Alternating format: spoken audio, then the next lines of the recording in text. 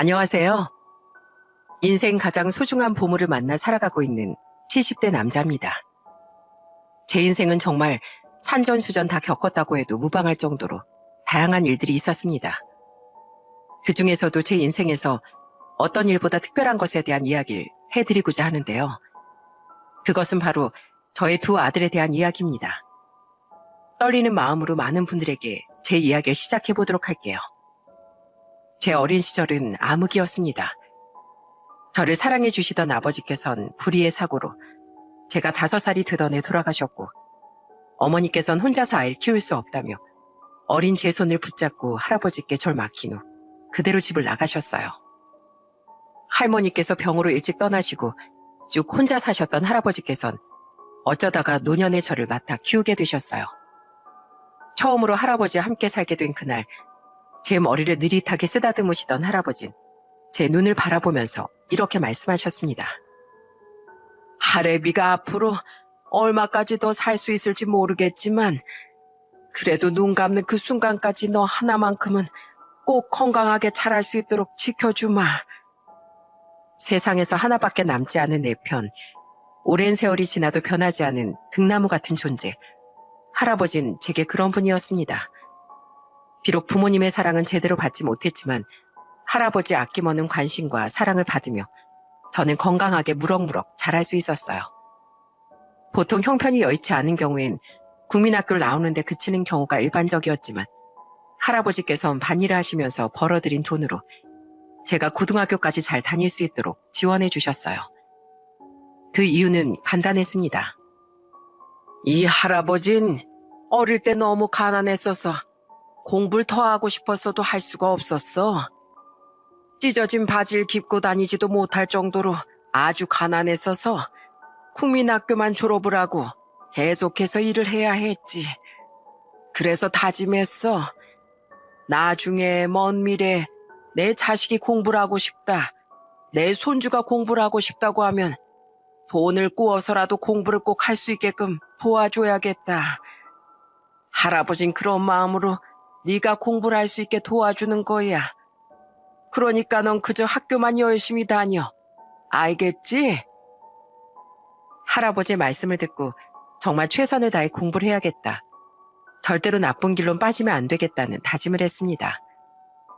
그래서 어지간하면 친구들도 공부를 주로 하는 친구들 위주로 사귀었고, 조금이라도 멋을 부리거나 껄렁거리는 친구들과는 멀리했죠. 솔직히 저도 질풍노도의 시기라는 건 찾아왔었는지라 가끔은 놀고 싶기도 했고 한 번쯤은 일탈이라는 걸 해보고 싶기도 했지만 그럴 때마다 할아버지를 떠올리며 마음을 다스렸습니다. 제가 고등학교 3학년이 되던 해 할아버지께선 간밤에 절 불러내셨습니다. 무슨 일인가 싶어 가보니 마당에 있는 평상에다가 조촐하게 술상을 차려놓으셨더라고요. 할아버진 적잖게 당황스러워하는 제게 이렇게 말씀하셨습니다. 어른이 되면 사회생활을 하면서 술잔을 기울일 일이 많아질 게다.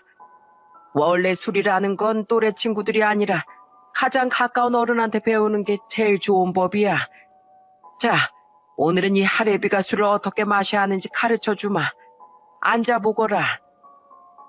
할아버진 그날 어른과 함께 술을 마시면 고개를 돌려서 마셔야 한다는 거, 그리고 머리가 어지럽거나 적당히 기분이 좋아진다면 거기서 절제라는 게 가장 좋다는 것까지 모두 알려주셨어요. 저는 제가 바르게 큰 이유의 8알이 모두 할아버지 덕분이라 생각했습니다. 그래서 어른이 된다면 꼭 할아버지께 키워주신 은혜를 갚으면서 살아가야지 하고 다짐했어요. 고등학교를 마친 후 성인이 된 전 정들었던 고향을 떠나 친구와 함께 상경했습니다. 일을 구할라 치면 버스로 최소 2시간은 넘게 이동을 해야 했기에 차라리 일자리가 넉넉하게 있는 서울로 가는 게 가장 최선의 방법이었어요.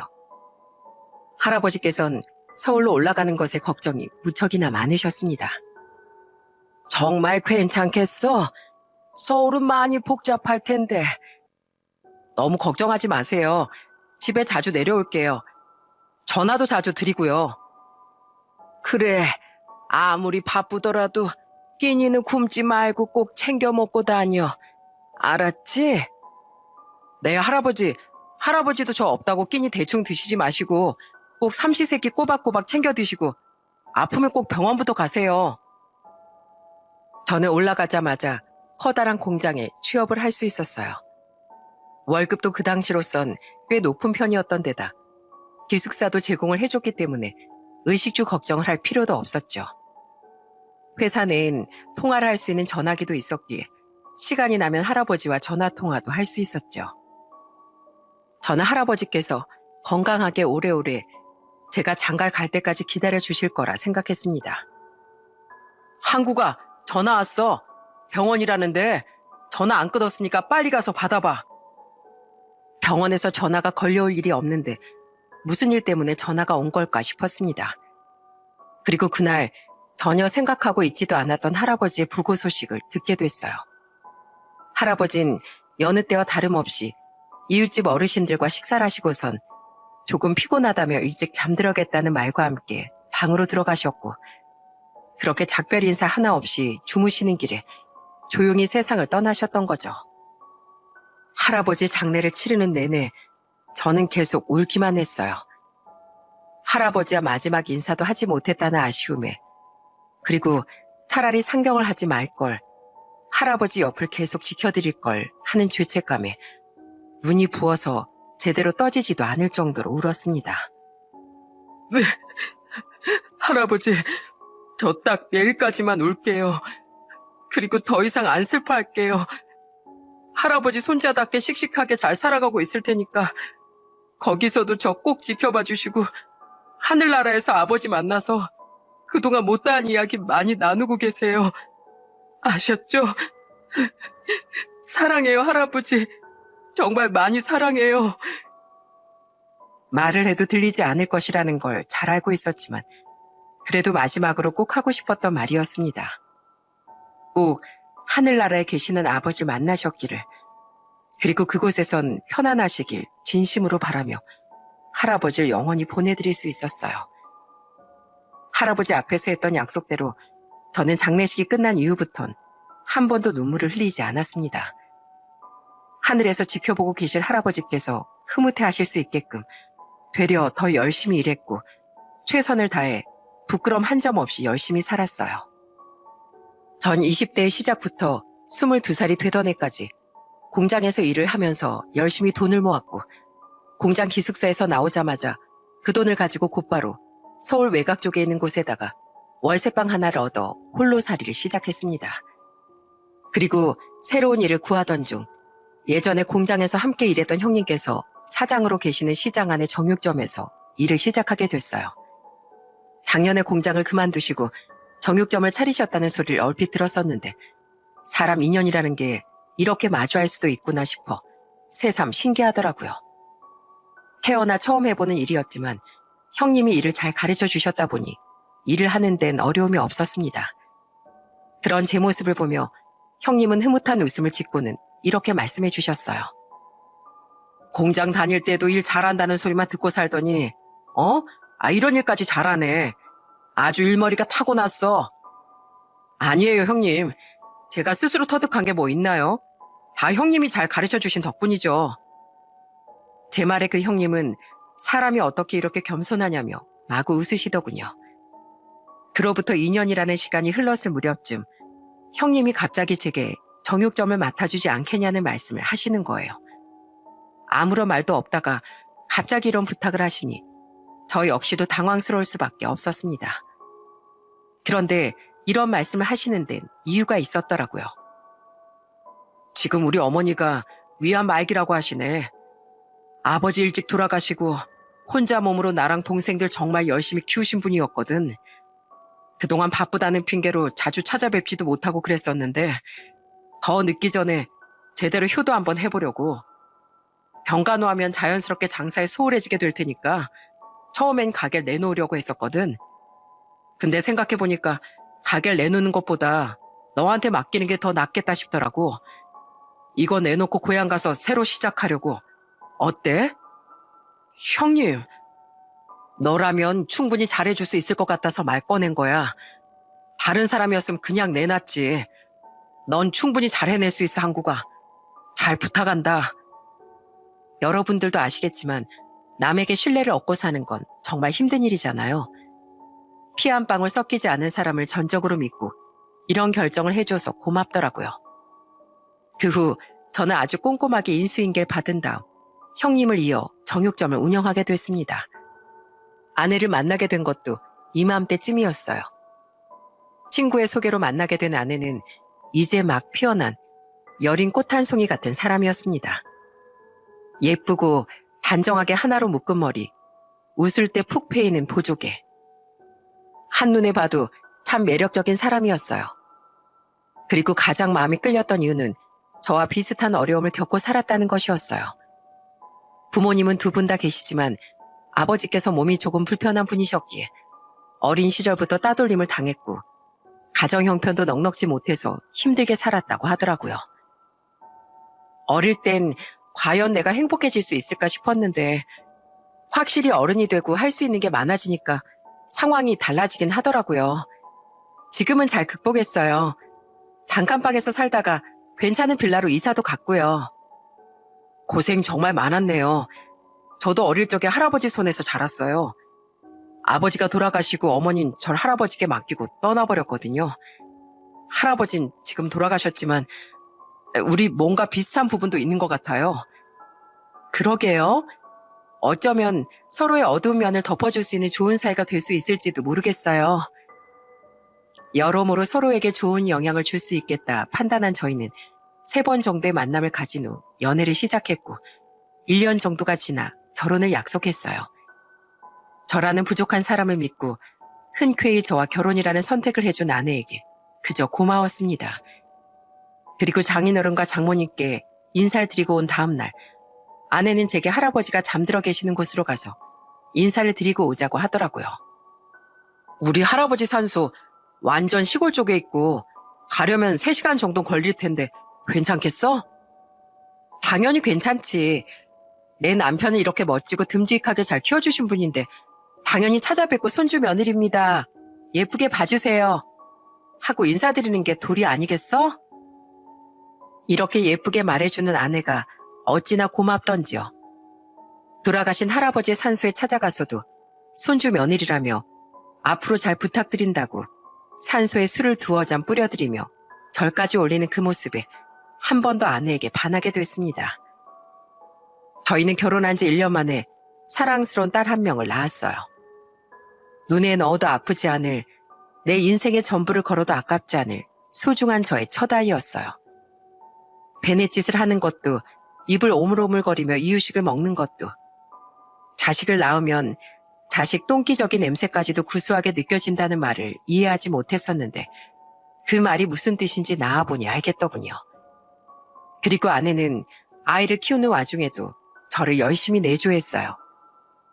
가끔은 제가 너무 바빠서 밥을 제대로 챙겨 먹지 못할까봐 도시락을 싸주기도 했고 늦은 밤까지 장사를 하고 나서 가게 문을 닫으면 항상 가게 앞에서 절 기다리고 있기도 했습니다. 아빠! 진아야, 여보, 어떻게 왔어? 시간도 많이 늦었는데 그냥 집에서 기다리고 있지. 혼자 지친 몸 이끌고 오기보단 그냥 옆에서 도란도란 이야기 나누면서 오는 게 좋을 것 같아서 와봤지. 오늘도 고생 많아서 정말. 틈틈이 아이와 함께 절 마중 나오면서 저를 세상 제일 가는 남편이라고 말해주던 사람. 혼자였을 땐 그저 산소에 가서 절을 하는 걸로 끝냈던 할아버지 기일에 이제는 제사를 지내드려야겠다며 제사상에 올라갈 음식을 손수 만들어 상에 올리곤 했던 사람. 아내는 제게 참 많은 위로와 응원이 되어주는 사람이었습니다. 앞으로 딱 이렇게만 우리 가족이 행복했으면 좋겠다 하고 생각하던 어느 날 딸의 나이가 딱 9살이 되던 그해 제게 예고 없는 불행이 찾아왔습니다. 다시 한 번만 말씀해 주세요. 뭐라고요? 조선희 환자분, 박진아 환자분, 고속버스 6중 추돌 사고 피해자로 오늘 오후 17시 30분경 사망하셨습니다. 지금 바로 땡땡 병원으로 와주세요. 그날은 아내가 처갓집에 일이 있어 아이를 데리고 잠시 다녀오겠다고 했던 날이었습니다. 저는 정육점에 대량 주문이 들어오는 바람에 자리를 비울 수가 없어 아내와 딸만 버스를 태워 보냈었어요. 그런데 아내가 타고 있던 버스가 미끄러지면서 육중 추돌 사고가 일어나게 됐고 사고의 여파로 인해 아내와 딸은 그 자리에서 세상을 떠나게 된 것이었습니다. 병원에서 아내와 딸의 신원을 확인하고 장례식이 차려진 그 순간까지도 저는 현실을 받아들이지 못하고 있었어요. 그 현실을 깨닫게 된 건 지방에서 급히 올라오신 장인어른 장모님의 울음소리를 들은 뒤부터였습니다. 선이야, 엄마 왔어. 차라리 내가 갈 걸 뭐하러 오라고 해서. 다 내 잘못이다. 다 내 죄다. 내 죄. 박서방, 자식을 앞세워 보낸 우리 속도 말이 아니지만 한순간에 와이프랑 딸을 잃은 자네 심정은 오죽하겠어. 장례를 치르는 3일 내내 정신을 차릴 수가 없었어요. 그 시간 동안 제 머릿속은 현실 부정으로만 가득 들어찼습니다. 아내와 딸이 떠났다는 걸 받아들이지 못하고 있었다는 거였죠. 사진 속 환히 웃고 있는 아내에게 손을 뻗으면 금방이라도 웃으며 뻗은 손을 잡아줄 것만 같은데 도저히 믿을 수가 없었습니다. 오열 속에 장례가 마무리된 후 장인어른께선 저를 꼭 안아주시며 이렇게 말씀하셨어요. 박서방, 내가 자네한테 뭐라 해줄 말은 없네만 그래도 너무 힘들어하지 말고 힘내서 잘 살았으면 좋겠어. 그래야 우리 선이도 그리고 진아도 하늘에서 마음 편하게 있지. 아프지 말고 밥 잘 챙겨 먹고 건강하게 잘 지내게. 아내와 딸의 장례를 마치고 난 뒤 저는 정말 깊은 우울 속에 빠져 헤어나오질 못했습니다. 하루에도 수십 번씩 아내와 딸을 따라가고 싶다는 위험한 생각이 들 정도로 말이죠. 정육점도 계속해서 문을 닫아놓고 눈을 뜨면 술을 마시고 아내와 딸을 그리워하며 한참을 울다 결국 지쳐서 잠에 드는 그런 삶을 반복하고 있었습니다. 그런데 여느 때와 다름없이 술을 마시고 잠에 든 어느 날 제 꿈에 아내가 찾아왔더라고요. 하얀 원핏을 입고 있던 아내는 굉장히 슬픈 표정을 짓고서 절 바라보고 있었어요. 저는 그 모습을 보고 깜짝 놀라 한달음에 아내에게 달려가 아내를 꽉 끌어안았습니다. 그랬더니 아내도 절 꼭 안아주며 이렇게 말을 하더라고요. 여보, 당신이 그렇게 술만 먹고 힘들어하고 있으면 하늘에서 지켜보고 있는 우리가 너무 힘들어. 우린 이제 안 아프고 잘 지내고 있으니까 당신도 이제 그만 슬퍼하자.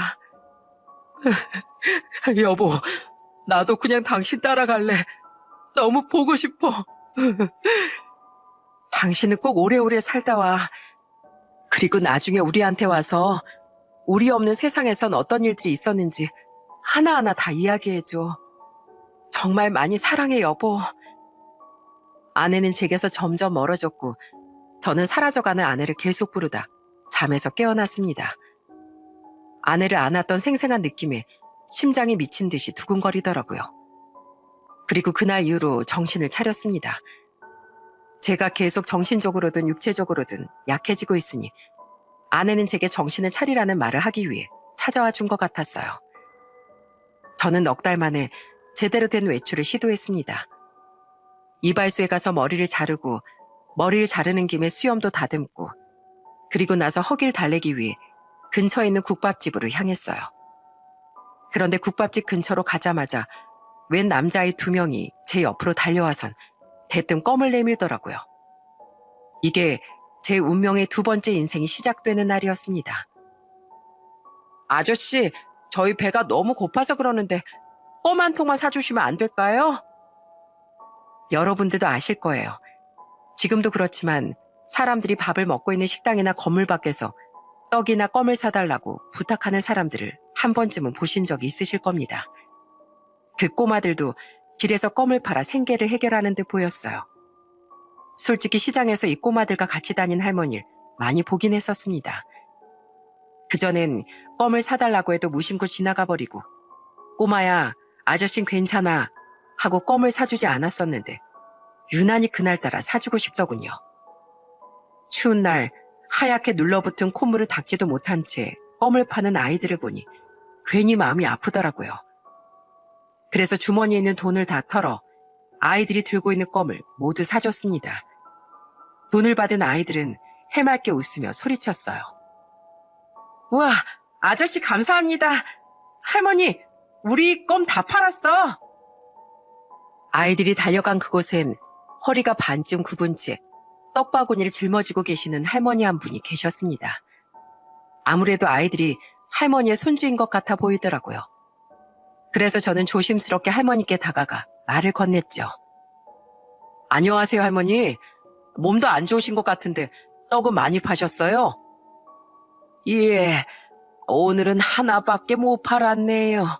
에휴, 제가 그 떡 다 사드릴게요. 한 개 500원 맞죠? 이걸 전부 다요? 예, 한 개당 500원인데. 남은 떡은 13개니까 여기 6,500원이요. 그리고 제가 마침 밥을 먹으려던 찰나였거든요. 괜찮으시면 같이 식사하시죠. 여기 국밥집이 정말 끝내주게 잘하거든요. 할머니, 나 배고파. 국밥 먹고 싶어. 할머니께선 한참 동안 식사를 사주지 않아도 된다고 거절하셨지만 결국 설득 끝에 아이들과 함께 가게 안으로 들어갈 수 있었어요.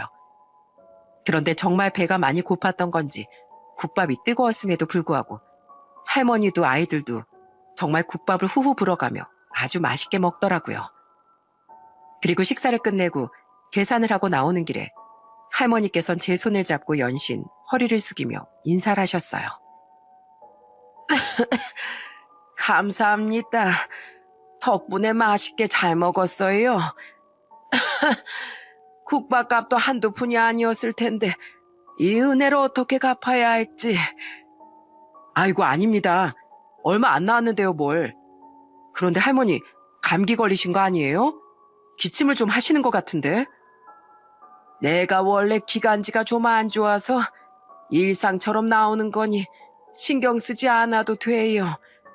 얘들아, 너희도 아저씨께 감사하다고 인사드려야지.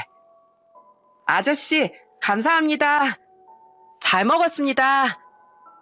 그래, 다음에 또 만나게 되면 그때 또 사줄게. 아, 이렇게 만난 것도 인연인데 이름은 알아둬야지. 너흰 이름이 뭐야? 나이 몇 살이고? 전 김현수고 9살이에요. 그리고 얜 제 동생 김영국이고 올해 7살이요. 아저씨가 앞으로 이름 외워놓을게. 자, 추운데 할머니 손 꼭 잡고 조심히 들어가. 어르신, 그럼 들어가세요. 안녕히 가세요, 아저씨. 그렇게 할머니와 아이들은 손을 꼭 잡은 채 뒤돌아 걸어가셨습니다. 그리고 그분들을 보니 제 스스로가 부끄러워지더라고요. 저런 사람들도 힘을 내어 살아가는데 나는 슬픔 하나도 이기지 못해서 세상을 등진에 만회했다는 사실이 창피했습니다. 하늘에서 아내가 절 보고 혼을 내도 할 말이 없을 정도로 말이죠. 그날 이후 전 매일매일 나가서 아이들이 파는 껌과 할머니께서 파는 떡을 모두 사곤 했습니다. 추운 겨울날 조금이라도 더 빨리 팔고 따뜻한 집으로 가서 쉬었으면 하는 마음 때문이었어요. 처음엔 제게 존댓말을 쓰시던 할머니께서도 몇 번 보고 나니 제가 편해지신 건지 저에게 편하게 말을 놓기 시작하셨어요. 아유, 돈이 그렇게 많어? 아주 지갑이 씨가 마르겄어. 에이, 마르테면 말을 하죠 뭐. 다른 것보다 아이들과 할머니가 많이 신경이 쓰였던 이유는 누군가에게 해코지를 당하진 않았을지, 혹시라도 물건을 다 팔지 못해 집에 들어가지 못하는 건 아닐지 하는 걱정도 있었지만 첫째 현수의 나이가 세상을 떠난 우리 딸과 동갑이었기에 마치 제 딸을 보는 것 같아 정말 눈길이 안 갈래 안 갈 수가 없었어요. 그런데 그로부터 2년이라는 시간이 지났을까요? 어느 순간부턴가 아이들과 할머니가 보이지 않기 시작했습니다. 그러다 보니 할머니께서 혹시라도 어디 편찮으신 게 아닌가 걱정이 되더라고요. 그래서 전 우선 시장에 나가 아이들과 할머니를 아는 분이 없는지 물었고 수소문 끝에 할머니 집 주소를 알아낼 수 있었어요. 저는 아이들이 좋아할 만한 과자와 고기, 쌀과 반찬 등을 가지고 할머니를 찾아갔습니다. 할머니와 아이들이 살고 있는 곳은 집들이 다닥다닥 붙어있는 판자촌 중 한 곳이었어요.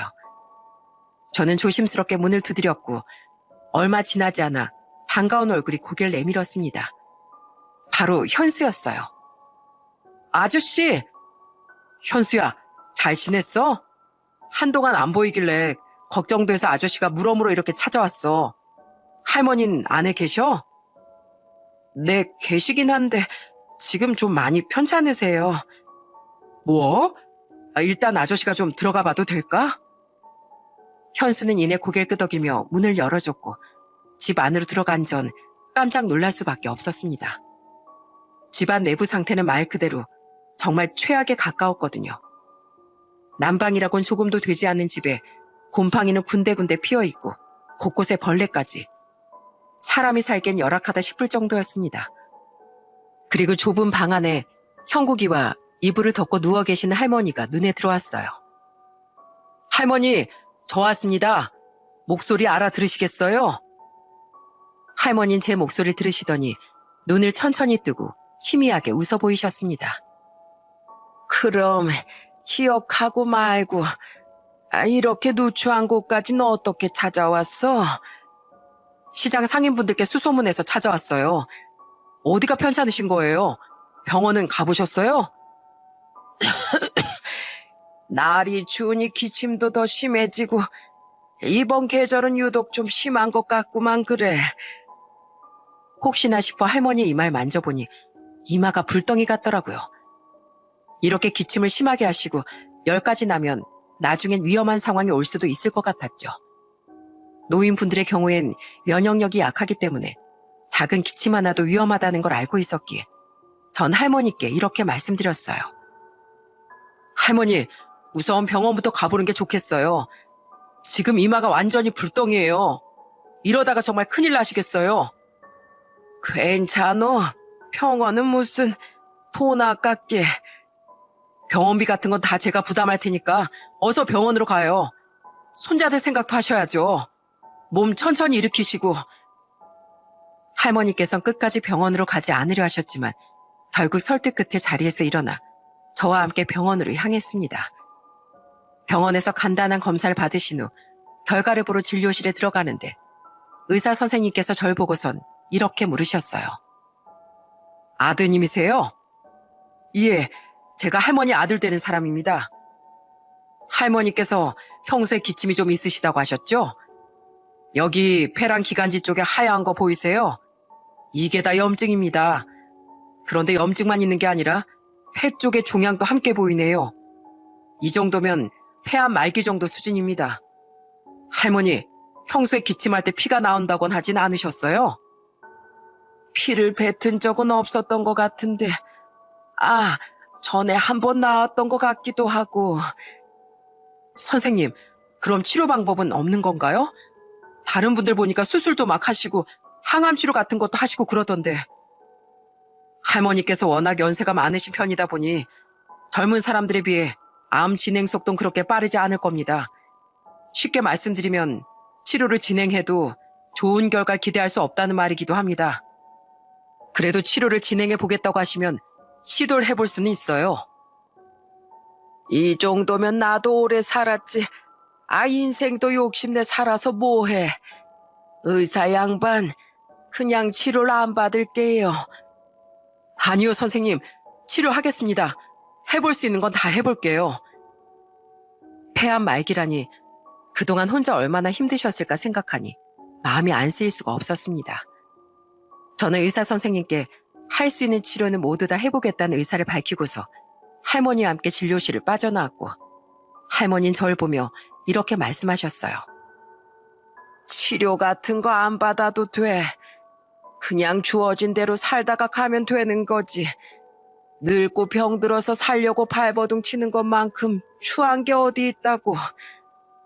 할머니, 무슨 일이 있어도 치료는 꼭 받으셔야 해요. 할머니 옆에는 현수랑 형국일 생각하셔야죠.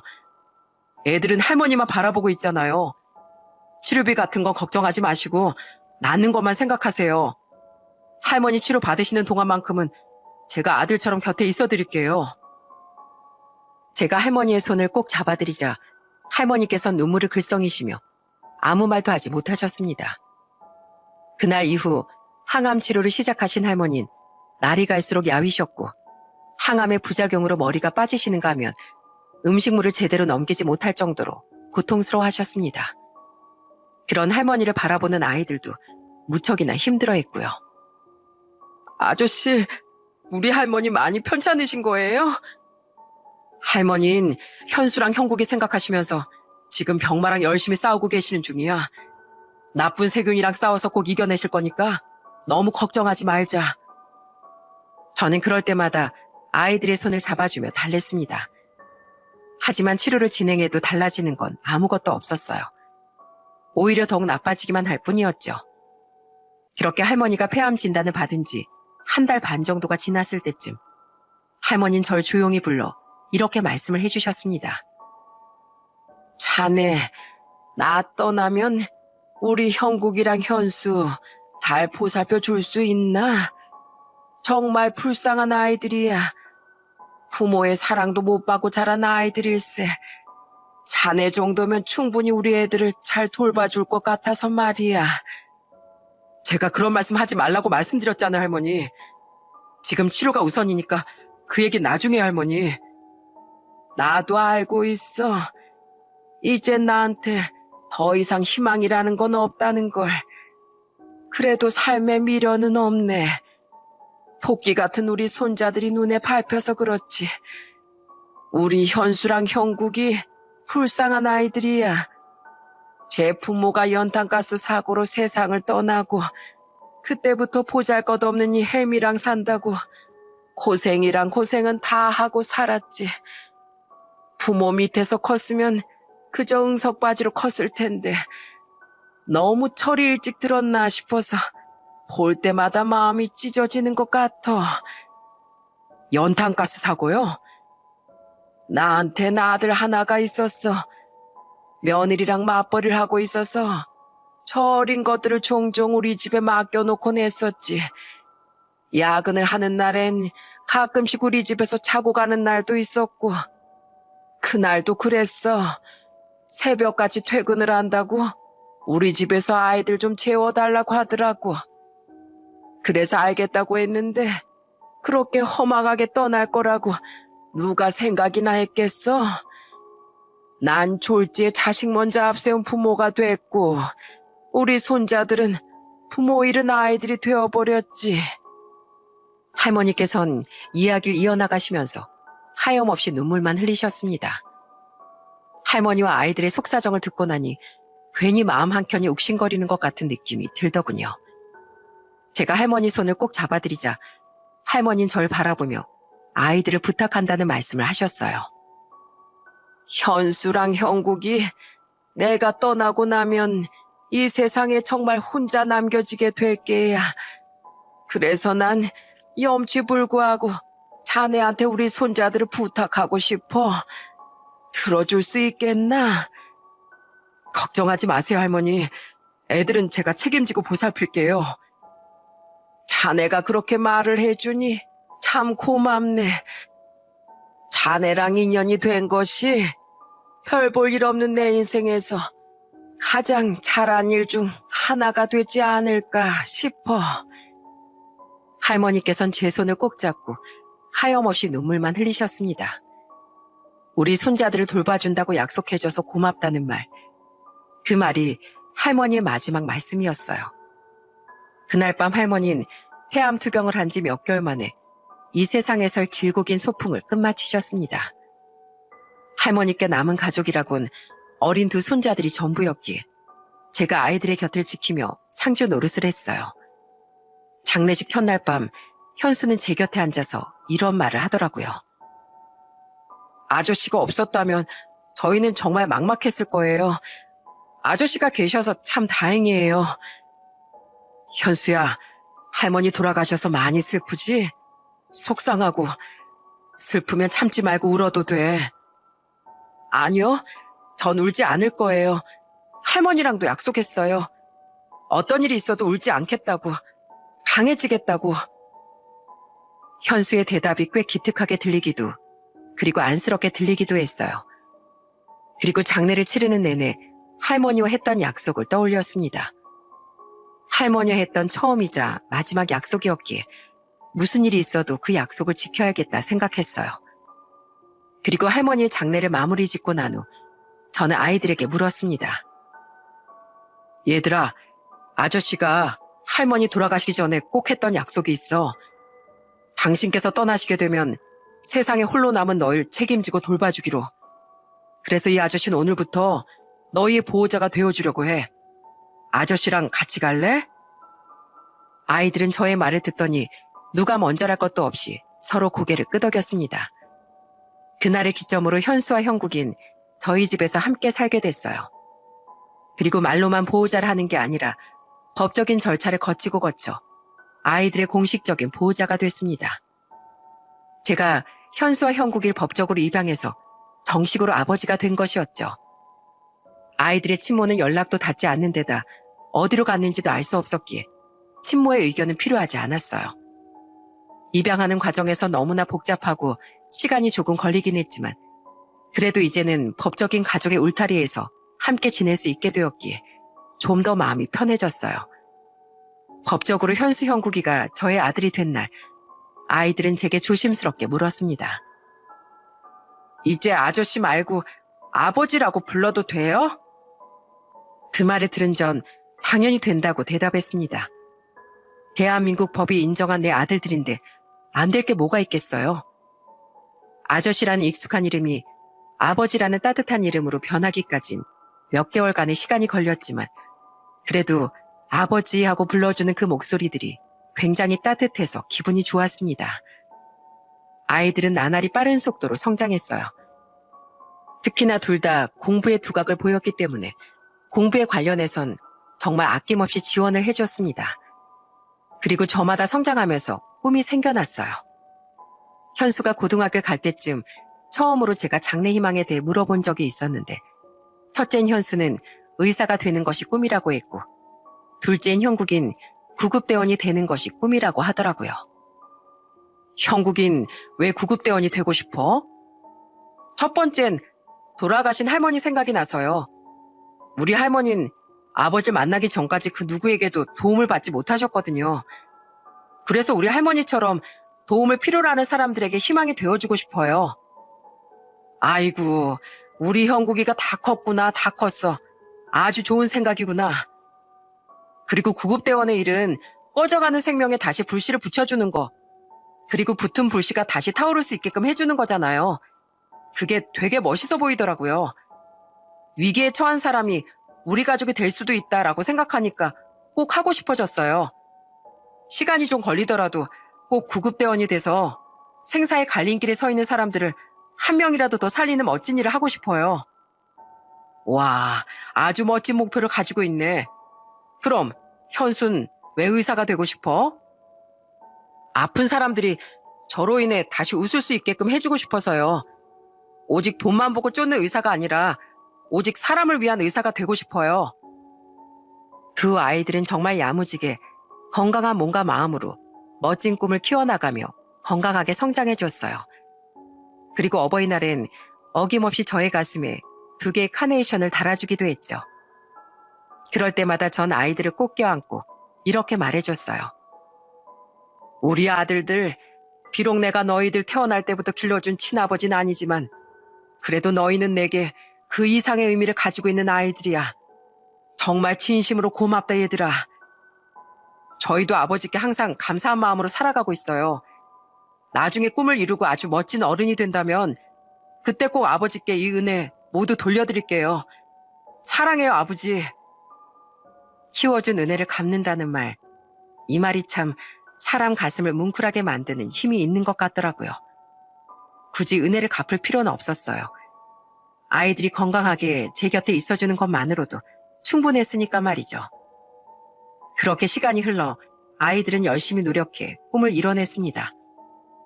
큰 아들인 현수는 의사 중에서도 안과 의사가 됐고 작은 아들인 형국인 119 구급대원이 되어 바쁘게 뛰어다니며 본인이 원하던 대로 많은 사람들의 생명을 살릴 수 있게 됐죠. 아들들이 성장함에 따라 저도 나이가 70을 먹다 보니 주름살도 늘어나고 흰 머리도 생기는 등 변화가 찾아왔어요. 그 중에서도 가장 도드라지게 나타난 변화가 있다면 바로 눈이 침침해지는 것이었습니다. 아이고, 나도 늙긴 늙었나 보다. 예전엔 참 잘 보였었는데 나이 먹는다는 게 참 서글프네. 서글퍼. 처음엔 대수롭지 않게 생각했습니다. 노화가 진행되면 시력이 떨어지게 된다는 것 정도는 누구나 다 알고 있는 사실이었으니까 말이죠. 근데 나중엔 사물이나 글자가 휘어져 보이곤 하더라고요. 다른 사람들에게 물어보면 다 똑바로 보인다고들 했는데 왜 내 눈에만 그렇게 보이는 건지 희한하다고 생각했어요. 이런 증상들은 시간이 지나면 지날수록 더욱 심해지기만 했습니다. 그러던 어느 날 눈을 떴는데 사물이 휘어져 보이는 것뿐만이 아니라 사물의 한가운데가 뻥 뚫려 있는 것처럼 까맣게 보이더군요. 한 번도 이런 적이 없어서 눈을 몇 번이나 비비고 거실로 나갔음에도 달라지는 건 아무것도 없었어요. 당황스러워하는 제 모습을 본 작은 아들이 제게 급히 다가 물었어요. 아버지, 왜 그러세요? 어디 불편한 거 있으세요? 형구가 내 눈이 이상하다. 얼마 전까지만 해도 그냥 침침하다 싶은 게 끝이었는데 며칠 전부턴 물건이랑 글자가 휘어져 보이기 시작하더니만 이젠 중간이 까맣게 보여. 지금 네 얼굴을 보고 있는데도 제대로 안 보인다. 내 눈에 무슨 이상이 생긴 것 같다. 어떡하면 좋냐? 작은 아들은 제 증상을 듣더니 깜짝 놀라며 언제부터 그런 증상이 시작됐었냐고 물었습니다. 적어도 한 달은 넘었다고 하니 더욱 놀라며 제게 이렇게 말을 하더라고요. 아버지, 지금 당장 형이 일하고 있는 안과로 가요. 제가 모셔다 드릴 테니까 빨리 옷만 갈아입고 나오세요. 빨리요. 저는 작은 아들의 말대로 급히 옷을 갈아입고서 작은 아들과 함께 큰 아들이 일하고 있는 병원으로 향했습니다. 가서 증상을 말하니 다들 빠르게 검사를 받을 수 있도록 준비해 주시더군요. 그렇게 각종 검사들을 모두 받은 후 아들에게 진료를 받으러 들어갔는데 큰 아들의 표정이 무척이나 심각해 보였습니다. 왜? 많이 안 좋은 게냐? 뭐길래 그래? 아버지, 혹시 황반변성이라고 들어보셨어요? 황반변성? 그게 뭔데? 대표적인 노인성 안과 질환 중 하나예요. 보통 황반변성은 건식이랑 습식 두 가지로 나뉘는데 아버지는 지금 습식 황반변성이세요. 초기에 사물이 휘어져 보이고 중심이 까맣게 보이는 중심암점 증상이 나타나게 되죠. 습식은 진행 속도가 무척이나 빨라서 심각한 분들의 경우엔 단 몇 주 정도만으로도 바로 실명이 되어버리는 경우가 허다해요. 다행히 아버지께서는 불행 중 다행으로 실명까지 갈 상태는 아니시네요. 큰아들이 안과 의사인데 이런 증상이 있었으면 저한테 진작 말씀해 주셨어야죠. 난 그냥 나이 먹었으니까 노안이 나타난 줄로만 알았지. 습식 황반변성 같은 경우엔 지금부터라도 치료받으시면 충분히 좋아지실 수 있어요. 이게 수술적 요법이 있는 건 아닌데 주사치료라는 게 있어서요. 비용을 신경 쓰지 마시고 오늘부터 저희 병원에서 꾸준히 치료받으세요. 뭐? 치료를 받으면 당연히 돈을 내야지. 치료 비용을 신경 쓰지 말라는 게 대체 무슨 소리야? 아버지, 제가 예전에 아버지께 했던 말 기억하세요? 어른이 되면 아버지께 받은 것들을 모두 돌려드리겠다는 말. 기억난다. 그런데 너흰 나한테 충분히 잘해왔잖아. 진즉에 살아오면서 그건 다 갚았다고 생각하는데. 그걸론 부족하죠, 아버지. 앞으로 살아가는 동안 쭉 그 은혜 갚아나갈 거예요. 그러니까 마음 편하게 아무 걱정하지 마시고 치료 받으세요. 지금부터 시작하면 시력 더 떨어지는 거 막을 수 있어요. 큰아들은 제가 꼼꼼하게 치료를 할 수 있도록 도움을 줬습니다. 황반변성이라는 게 주사 치료로도 어느 정도 개선을 할 수 있다고 하더군요. 병명도 모르고 증상도 몰랐기 때문에 방치만 하고 있었는데 제 증상을 눈치채고서 곧바로 병원으로 데리고 와준 작은 아들, 그리고 치료를 해준 큰아들 덕분에 제 증상은 어느 정도 나아질 수 있었습니다. 아버지, 이제 치료받으신 지 2달 정도 지나셨는데 이전이랑 좀 다른 게 느껴지세요? 불편한 건 없으시고요? 우리 아들들이 신경 써준 덕분에 많이 나아졌어. 너희가 아니었다면 정말 꼼짝없이 시력을 잃어버리고 말았을 거야. 내가 너희의 은인이 아니라 너희들이 내 은인이다, 은인. 설사 아버지가 시력을 잃어버리신다고 해도 상관없어요. 저희가 두 눈이 되어드릴 거거든요. 아버지가 거동이 불편해지시면 저희가 두 다리가 되어 어디든 아버지를 얻고 가드릴 거고요. 저희는 아버지를 위해 어떤 거든 다 할 준비가 되어 있어요. 그러니까 앞으로도 필요한 거 있으시거나 아프시면 꼭 숨기지 말고 말씀해 주세요. 아버지, 이제 저희도 다 어른이 됐으니까 충분히 아버지를 지켜드릴 수 있어요. 조금 지친다 싶으시면 옆에 기대해 주시기도 하고 많이 의지해 주세요. 든든한 아들들이 아버지의 버팀목이 되어드릴 테니까요. 내 두 눈이 멀면 나의 눈이 되어주고 거동이 불편해지면 나의 다리가 되어주겠다는 큰아들. 그리고 힘들면 언제든 기댈 수 있는 버팀목이 되어주겠다고 말하는 작은아들 덕분에 그날 전 얼마나 눈물을 흘렸는지 모릅니다. 아들들 있는 거 참 잘 키워놨다. 이런 생각이 제일 먼저 들더라고요. 그 뒤로 꾸준히 치료를 받은 전 지금은 일상생활에 그리 큰 불편함 없이 살아가고 있습니다. 이게 재발이 일어날 수도 있는 병이라 3개월에 한 번씩은 꼭 이상이 있는지 없는지 검사를 받으면서 열심히 관리를 하고 있습니다. 우리 두 아들들의 잔소리도 들어가면서 말이죠. 아버지, 오늘 안약 넣으셨어요? 빠뜨리신 것 같은데? 아이고, 맞다 참. 내가 이렇게 요즘 깜빡깜빡한다. 지금 바로 넣어마. 미안하다. 내가 우리 아버지 때문에 못 살아. 이제부터 아예 알람 맞춰놓을 거예요. 하루에 2번씩 꼭 챙겨 넣으시나 안 넣으시나 저 없을 땐 전화해서 여쭤볼 겁니다. 꼭 챙겨 넣으시고 제가 이번에 눈에 좋다는 영양제도 새로 사뒀어요. 이제 그것도 챙겨 드세요. 고맙다, 고마워. 역시 나 챙기는 건 우리 아들내미들밖에 없다니까. 그리고 저희 집안엔 최근에 경사가 하나 찾아왔습니다. 바로 첫째 아들이 결혼을 한 거였어요. 혼주석에 앉아 인사를 하는 첫째 아들과 맏며느리를 보는데 어찌나 눈물이 나던지. 맏며느리도 첫째 아들이랑 같은 안과 의사라고 하더라고요. 두 사람은 제가 봐도 참 잘 어울리는 한상 같았답니다.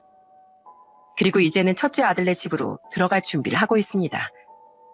제가 눈도 그렇게 성치 못하고 하니 아버님을 모시고 살면 좋지 않겠느냐고 맏며느리가 먼저 이야기를 꺼냈다고 하더군요. 아무리 그래도 시아버지 함께 사는 건 좀 부담스럽지 않을까 하는 마음에 거절을 했는데 첫째 아들과 며느리의 성화에 이기지 못해 결국 함께 살기로 결정을 했답니다. 함께 살던 집은 자연스럽게 둘째 아들에게 물려주게 됐어요. 그리고 얼마 전엔 할머니의 기일이었는데요.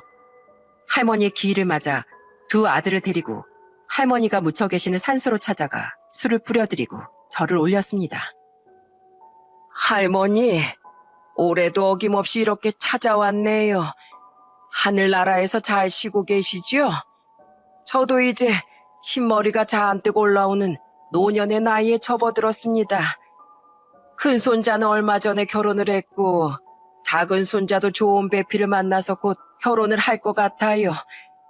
그날 할머니와 아이들을 만난 건 제 인생에서 가장 큰 기적이 아닐까 지금도 생각하고 있어요.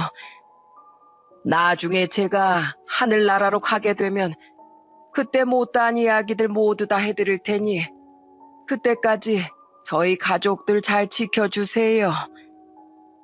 위태로웠던 삶의 끝자락에 기적처럼 찾아와준 우리 두 아들들. 현수와 형국이를 만나지 않았더라면 지금쯤 저의 인생은 어떻게 됐을까요? 사람 일이라는 건 아무도 모른다고 하지만 아마 지금만큼 행복하게 지내고 있진 않을 것 같다는 생각이 듭니다. 저희 가족들은 앞으로도 서로 웃을 일, 행복한 일만 가득할 수 있게끔 열심히 살아갈 생각입니다. 어렵게 인연이 닿은 것처럼 사연을 끝까지 들어주신 분들이 저희 가족이 앞으로 더욱 잘 지낼 수 있도록 응원을 해주시면 더욱 감사할 것 같네요. 마지막으로 저희 아들들에게 딱 한마디만 남기고 사연을 마치겠습니다. 사랑하는 현수, 형구가 말썽 한번 피우지 않고 건강하게 그리고 올바르게 성장해줘서 정말로 고맙다. 앞으로도 지금처럼 우리 가족 다 같이 행복하게만 살자꾸나. 아버지가 많이 사랑한다. 저의 사연은 여기까지입니다. 긴 이야기를 지금껏 들어주셔서 진심으로 감사합니다.